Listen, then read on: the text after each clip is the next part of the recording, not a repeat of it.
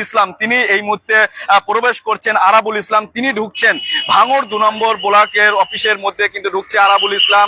একেবারে সব ভূমিকায় তিনি প্রবেশ করছেন। একেবারে আরাবুল ইসলাম যাচ্ছেন, প্রচুর সিআরপিএফ জওয়ানরা রয়েছেন, প্রচুর মানুষ এখানে, কলকাতা পুলিশের আধিকারিকরা রয়েছেন।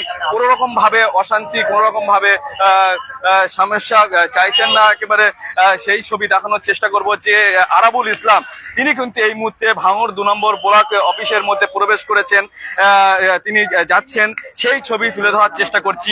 আরাবুল ইসলাম তিনি একেবারে দীর্ঘ 2 বছর পরে আরাবুল ইসলাম আবার সেই সব ভূমিকায় তিনি একেবারে ভাঙড় 2 নম্বর ব্লক অফিসের মধ্যে, ভাঙড় 2 নম্বর ব্লক পঞ্চায়েত সমিতি ব্লকের মধ্যে কিন্তু প্রবেশ করবেন। যেহেতু তিনি ভাঙড় 2 নম্বর ব্লকের পঞ্চায়েত সমিতির সভাপতি, দীর্ঘদিন তিনি তৃণমূল কংগ্রেস থেকে বহিষ্কৃত হওয়ার পর থেকে তিনি উঠতে পারতেন না এই ব্লক অফিসে, কিন্তু এখন তিনি প্রবেশ করছেন।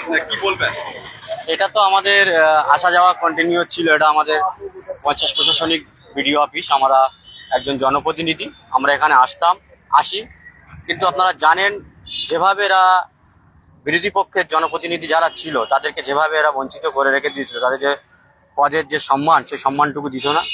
আজ রাজ্য জুড়েও যে মানুষের দীর্ঘদিনের ক্ষোভ ছিল যে দুর্নীতিমুক্ত পঞ্চায়েত, দুর্নীতিমুক্ত পঞ্চায়েত সমিতি, সমস্ত জেলা জুড়ে যে দুর্নীতির বিরুদ্ধে মানুষ রায় দিয়েছে, তাই আজকে আমরা জনপ্রতিনিধি এই ব্লকে আমরা এসছি।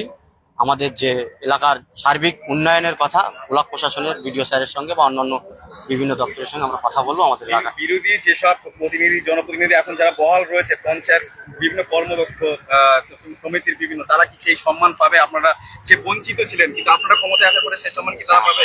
অবশ্যই। ভাঙড়ে আপনারা জানেন 2021-এ মানুষের রায় আমাদের পক্ষেই ছিল, আমাদের রায় পক্ষে ছিল। সেই জায়গায় দাঁড়িয়ে আমরা নিঃসন্দেহে আমাদের সম্মান দিতে হবে। মানুষ আমাদের সাথে আছে, ভাঙড়ে অপমান সাধারণ মানুষ